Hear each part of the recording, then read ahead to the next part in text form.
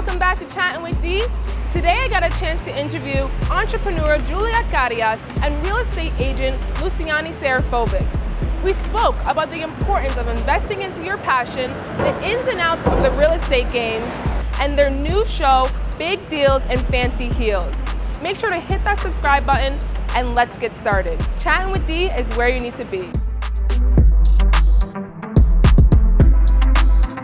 I'm here with two of the cast members from Big Deals and Fancy Heels, Julia and Luciane. How are you guys? We're doing fantastic. Thank you so much for having us today. Thank you so much for you coming on to my show. Thank you so much for inviting us. We're so excited to be here. So what can we expect from the new show, Big Deals and Fancy Heels? I think that what you can expect as a docu-series slash real estate show, you can expect the camaraderie around the women working together and lots of New York real estate. Yes, and I think an exciting part of the show is that you get to see behind the scenes of what happens in a real estate transaction, where most of the real estate shows don't really show you the truth.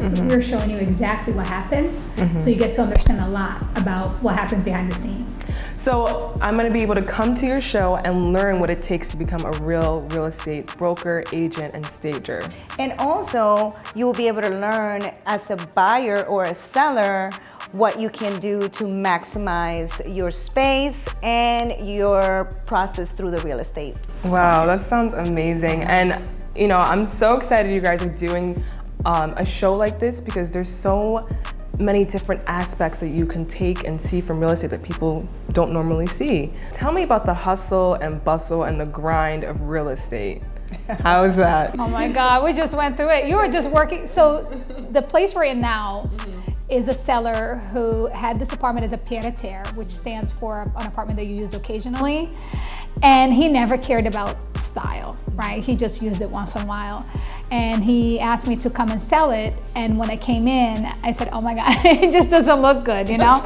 So immediately I thought, okay, let me bring Julia in because she was 2 days making the place look beautiful.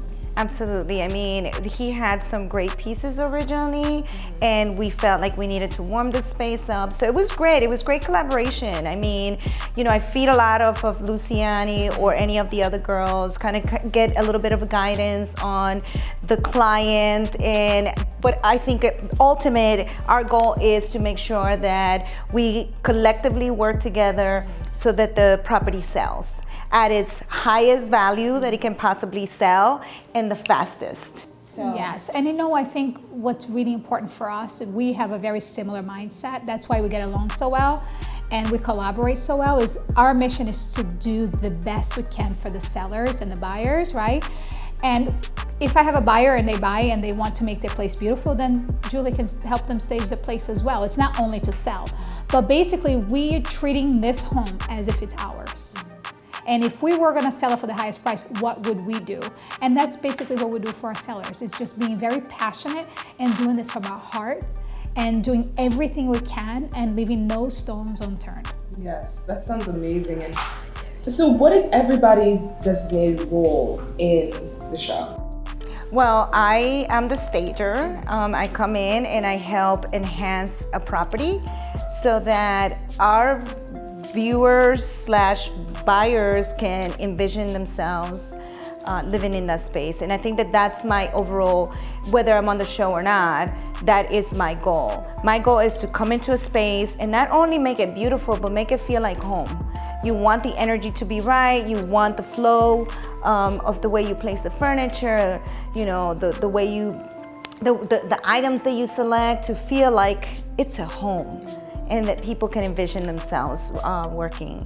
And I know that your role as a realtor, you can speak about that. Yes. Well, oh my God, there's so many moving parts, right? So when you're a realtor, you have to make sure you price it right? Because if you price it too low, then you're leaving money on the table.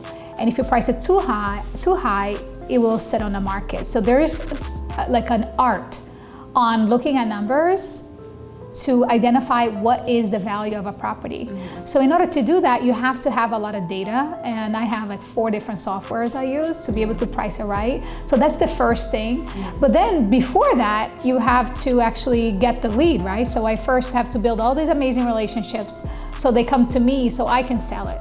So the first thing is getting the person to want to list with me, and then I do the pricing. Then there's another step, which is I have to convince them that I'm the right person to do the job. Now, you two are some fierce, powerful Latinas. And so I know being a Latina in any industry can be hard. What are some obstacles you've come across, and how do you overcome them? Sure. I mean, you know what? I think it's all about the mindset. And now the way I'm choosing to see it, I'm choosing to flip the narrative and really think of myself as I am a Latina who speaks 2 languages, who can actually have a different point of view, see things from a different lens. So I'm gonna choose to see it as an asset. And that's what I've told myself, where I am not gonna see it as a challenge, I'm gonna see it as an asset because I bring multiple things to the table. And that's how I handle that. So if you walk in the room and you act as if you belong, people will feel like you belong. So when we go to meetings, I never sat on the side table. I wanted to be, if they would give me an opportunity, I would sit right at the head of the table and acted if I was the boss. Even when the way I dressed as if, even when I was an agent, even when I was an assistant, I dressed as if I was the boss. Because the way you act is the way you feel, and that's how other people perceive you. If you want to be a multi-million-dollar company, you can't operate like, a company that's like, even if you're operating from your basement or your garage, operate like if you are Google. Or if you are like, Apple. That's how you do it, because people are gonna be impressed. People are gonna be like, oh my God, she has it all together, or they are so professional. They're gonna start seeing that value because you're bringing that value to the table because of the way you do business, you conduct business, the way you present yourself. It is so true what you're saying, because that's how I grew. When I was an agent, I acted as if I was already a top producing agent, even when I wasn't doing anything. Yeah.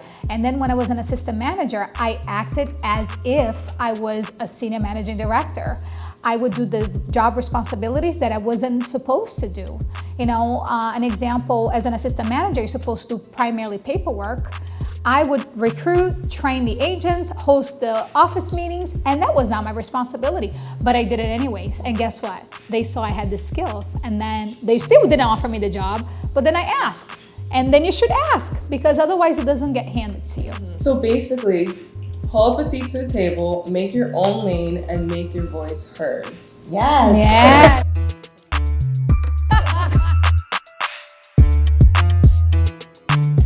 Any advice you have for the youth trying to make it in the real estate industry, and also who's trying to build their own brand or their own show, really just taking that next step in entrepreneurship?